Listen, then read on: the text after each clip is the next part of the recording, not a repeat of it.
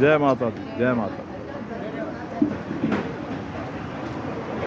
रोटी चाहिए, रोटी भी लेना है।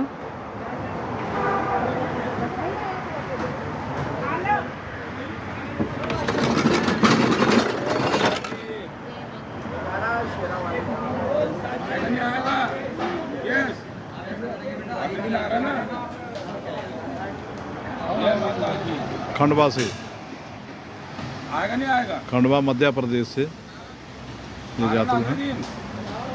ये 12 जुलाई के पैदल चले हुए हैं। खंडवा में ही है। आज 1 सितंबर है और जहां हमारे पास मणिमहेश लंगर सेवा दल के पास पहुंचे हैं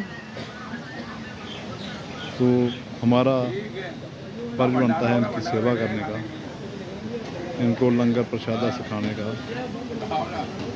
जय माता दी। जय माता दी, जय माता दी, जय माता दी।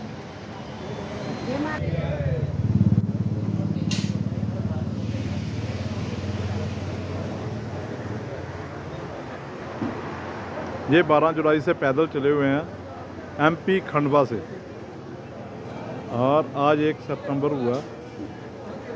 1 सितंबर को जहां मणिमहेश लंगर सेवा दल के पास खानपुर बांसावाले टाल पर पहुंचे हैं। चलांग